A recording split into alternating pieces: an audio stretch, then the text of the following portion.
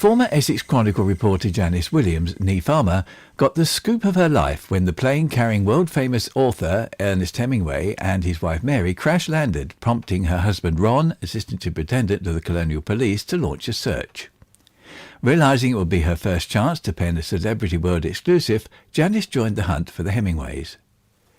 They were discovered by a spotter aircraft near Murchison Falls, and the couple were put on a boat and met on the riverbank by Ron and Janice, and then driven to an airstrip where the Hemingways boarded another aircraft to the capital Kampala.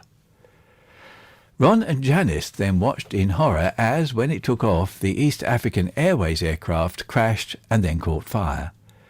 Journalist Janice scooped the world with this eyewitness account and received a personal thank you note from the Hemingways. Mr. Ernest Hemingway and his wife Mary had been missing for 24 hours before the rescue plane sighted the crashed aircraft about 3 miles west of the Murchison Falls. By this time, however, the author, his wife and their pilot had been picked up by a pleasure launch on the regular Murchison trip. We were waiting at Beauty Harbour to meet them.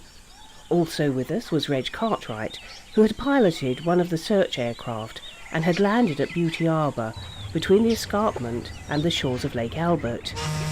He was hoping to convey the rescue trio back to Entebbe where they had been staying.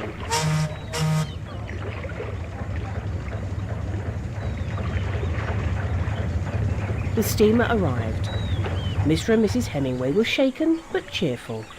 Mrs. Hemingway had a cracked rib. She seemed more concerned about her lack of makeup. Despite their uncomfortable time the night before, when a herd of elephants had been within 12 yards of them, they enjoyed the trip back down the White Nile and Lake Albert. Their plane had crashed within a few hundred yards of the landing stage at the falls. They'd managed to save most of their possessions. They climbed into our car and we drove back to the plane. Reg first drove along his scheduled take-off run in the police truck, checking for unforeseen ditches. Then they climbed aboard. We stood by the car as they took off. The exhaust from the plane stirred up the dust. The undergrowth had recently been burned, and we were choked with swirling clouds of black ashes. It was 7 p.m. The filth around us gave the appearance of night. We heard the plane at the end of the makeshift runway. Then the crash. We stood transfixed for a second. Almost immediately the plane burst into flames.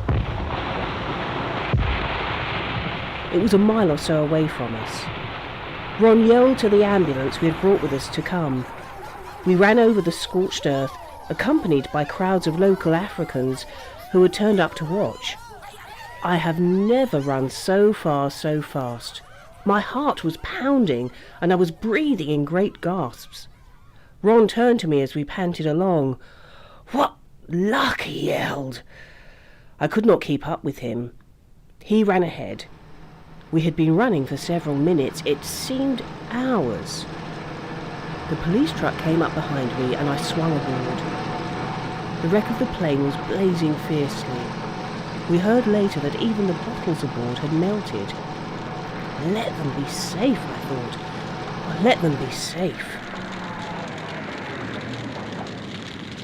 They were out. All 4 were dazed and cut, but apparently not seriously injured. Mr. Hemingway had crashed his head against something, and his hair was singed. "Are you all right?" I asked. He gave me a bear-like hug and grinned shakily. Mrs. Hemingway had a bruised arm and feared for a moment that it was broken. 3 of them had managed to break out of the front of the plane when the fire started. Mr. Hemingway had made his way out of the back. I think none of them knew quite how they had escaped. The bare ribs of the aircraft were still blazing. We had a flask of hot coffee with us, and after a short while the 4 felt better. Mrs. Hemingway said, "We must have made some kind of record. 2 crashes in 2 days. A record few people would care to beat." They had lost everything. Money, passports, certificates, and everything they had saved after the first disaster. The author and his wife travelled in our car to Masindi, 44 miles away. The two pilots went in the police truck with the Ascaris. Our passengers were plucky. They joked on the way back. Mr. Hemingway was wondering how to explain the loss of various documents. "They'll say, 'Yeah, we heard that story before. Did you lose your mother-in-law too?' he said. We arrived back at the local hotel, where they were settled in for the night. They looked a sorry sight. Reg had a deep cut on his face. Mr. Hemingway had a wheal on his forehead. His short, cropped grey hair was singed on top. His check shirt was torn. His petite wife had various cuts and sundry bruises. The cracked rib was painful. They were all stiff and unutterably weary.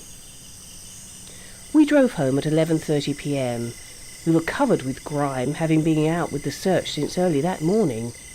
Ron said, "Another day in the life of a policeman."